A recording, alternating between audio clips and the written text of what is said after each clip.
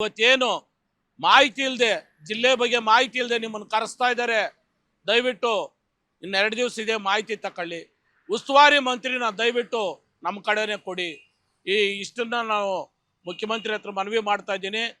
ಮತ್ತಿವತ್ತು ಜಿಲ್ಲೆಯ ಪರಿಸ್ಥಿತಿ ನಮ್ದು ಏನಾಗಿದೆ ಅಂದರೆ, ಬೆಂಗಳೂರಿಂದ ಭೂಮಾಫಿಯಾಗಳು ಇವತ್ತು ಕೋಲಾರ ಜಿಲ್ಲೆಗೆ ಯಥೇಚ್ಛವಾಗಿ ಬರ್ತಾ ಇದ್ದಾರೆ. ಅದರಲ್ಲಿ ಯಥೇಚ್ಛವಾಗಿ ಮಾಲೂರಲ್ಲಿ ಇವತ್ತು ದಿನನಿತ್ಯ ಪೇಪರಲ್ಲಿ ಮಾಲೂರಲ್ಲಿ ಭೂ ಹಗರಣಗಳದೇ ಸುದ್ದಿ ಆಗೋಗಿದೆ. ಕೋಲಾರ ಇವು ನಮ್ಮ ಈಚೆಗೆ ಬಂದರೆ ನಮಗೆ ಆತಂಕ ಆಗ್ಬಿಟ್ಟಿದೆ. ಕೋಲಾರ ಜಿಲ್ಲೆ ರೈತರಿಗೆ ಬೆಳಗ್ಗೆ ಎದ್ದರೆ ನನ್ನ ಜಮೀನು ಪಾಣಿ ಯಾರ ಹೆಸರಾಗಿದೆ ಮೊಬೈಲಾಗಿ ಚೆಕ್ ಮಾಡ್ಕೊಬೇಕು. ವಾರ ತಿಂಗಳ ನಾವೇನ ನಮ್ಮ ಜಮೀನು ಕಡೆ ಹೋಗಿಲ್ಲ ಅಂದರೆ ಯಾರು ಬಂದು ಕಾಂಪೌಂಡ್ ಹಾಕಿರ್ತಾರೋ ಅನ್ನೋ ಸ್ಥಿತಿ ಇವತ್ತು ಕೋಲಾರ ಜಿಲ್ಲೆನಾಗ ನಿರ್ಮಾಣ ಆಗಿದೆ. ಇದ್ಯಾರೋ ಬಂದು ಮಾಡ್ತಾ ಇಲ್ಲ.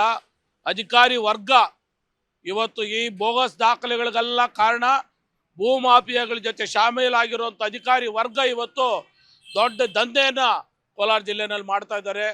ದಯವಿಟ್ಟು ಮುಖ್ಯಮಂತ್ರಿಗಳು ಈ ಒಂದು ಜಿಆರ್ ಆರ್ಥೋಪೆಡಿಕ್ಸ್ ಕೋಲಾರ್ ಮೂಳೆ ಚಿಕಿತ್ಸಾ ಕೇಂದ್ರ ಅತ್ಯಾಧುನಿಕ ತಂತ್ರಜ್ಞಾನ ಬಳಸಿ ಎಲ್ಲ ಮೂಳೆ ಸಂಬಂಧಿ ಸಮಸ್ಯೆಗಳಿಗೆ ಪರಿಹಾರ.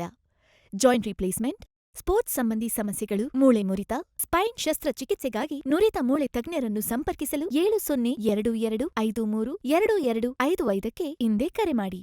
ರೆವಿನ್ಯೂ ಇಲಾಖೆನ ಮತ್ತೆ ಏನು ಈ ಭೂ ಮಾಫಿಯಾಗಳನ್ನ ತಡೆಗಟ್ಟಬೇಕು, ನಮಗೆ ಭದ್ರತೆ ಕೊಡಬೇಕು. ಕೋಲಾರ ಜಿಲ್ಲೆ ಏನು ಭೂಮಿ ಇದೆ ನಮ್ಮ ಆಸ್ತಿ ಪಾಸ್ತಿಗಳು ಉಳಿಸ್ಕೊಡ್ಬೇಕು ಅಂತ ನಾನು ಇವತ್ತು ಮನವಿ ಮಾಡ್ತಾ ಇದ್ದೀನಿ.